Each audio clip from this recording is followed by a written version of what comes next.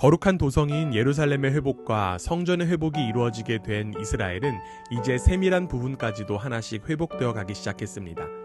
그런데 여전히 회복되지 않은 부분이 있었습니다. 그 부분은 바로 왕권에 관한 것이었습니다. 당시 이스라엘은 여전히 페르시아의 지배 아래 있었기 때문에 왕권의 회복이 불가능한 상황에 놓여 있었다는 것입니다. 물론 느헤미야가 페르시아 왕에 의해 임명된 총독으로서 왕의 권세를 대신했다고 하지만 이스라엘의 왕권은 사실 페르시아에 이양된 상태였습니다.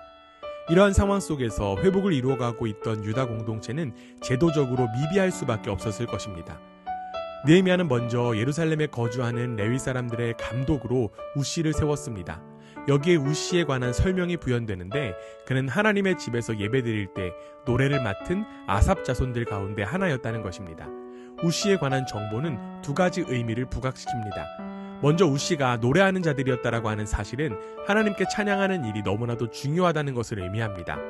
이스라엘은 예배의 공동체입니다. 그들은 하나님을 예배하기 위하여서 구원받았습니다. 그렇게 예배의 회복은 이스라엘 공동체의 정체성 회복의 아주 중요한 부분입니다. 이처럼 하나님을 노래하는 우시가 감독으로 세워졌다는 것은 귀한 공동체가 성전 예배 회복에 큰 관심을 가졌다는 것을 의미합니다. 이들은 예배의 회복을 통하여 하나님 나라의 백성이라고 하는 정체성을 온전히 세워갈 수 있었던 것입니다.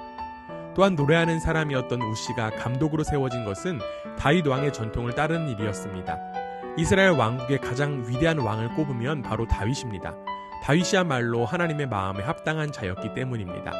역대상 25장에 따르면 다윗은 아삽과 헤만과 여두둔의 자손 중에서 구별하여 제사의 음악을 담당한 이들을 선정했습니다.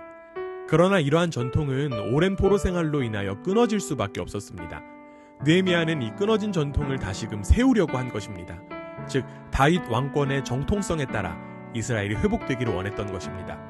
결국 우시가 레위 사람들의 감독이 된 두 가지 의미를 통해서 우리의 시선은 한 곳으로 모일 수밖에 없습니다. 바로 예배의 주인이시고 다윗 왕을 세우신 하나님이라는 것입니다. 비록 현재 이스라엘은 페르시아의 지배를 당하고 있지만 이스라엘은 하나님의 백성으로서 하나님을 왕으로 모시고 섬기는 자들이라고 하는 사실이 강조되었던 것입니다.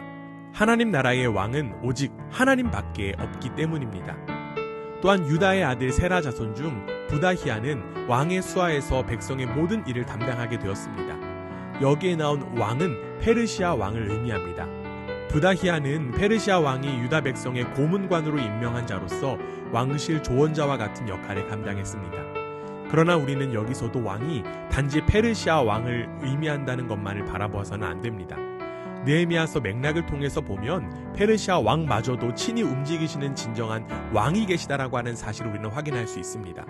결국 느헤미야는 왕이라고 하는 단어를 연속시키면서 진정한 왕이 누구인지를 다시금 깨닫게 한 것입니다. 이는 유다 지파와 베냐민 지파의 거주지를 통해서도 증명이 됩니다. 느헤미야가 그들이 거주하게 된 지명을 언급한 것은 오랜 하나님의 역사를 떠올리게 하기에 충분했습니다. 지명 하나하나가 바로 하나님의 주권을 드러내는 역사적인 현장이었기 때문입니다. 하나님은 이스라엘이 애굽에서 나와 이 땅에 정착하게 하셨던 것처럼 다시금 그 땅에 정착하게 하심으로 하나님의 주권을 증명했습니다.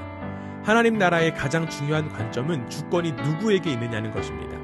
그렇게 하나님의 왕되심을 인정한 이들이 살아갈 곳이 바로 하나님 나라가 됩니다. 결국 이스라엘은 제사와 제도 그리고 영토적으로도 하나님의 왕권에 대한 회복을 누리게 되었습니다. 우리에게도 이 질문은 동일하게 임합니다. 누가 우리의 왕입니까? 하나님의 왕되심을 인정하는 이들을 통해 하나님은 하나님의 왕되심을 드러내시고 증명하십니다. 비록 우리가 이 땅에 살지만 하나님께서 나의 삶과 이 세상의 진정한 왕이심을 인정하고 믿으며 하나님을 찬양하는 우리 모두의 삶이 되기를 간절히 원합니다. 우리에게 맡겨진 삶은 왕이신 하나님을 찬양하고 예배하는 것입니다. 그 삶을 하나님과 함께 누리는 복된 우리 모두가 되기를 주님의 이름으로 간절히 원합니다.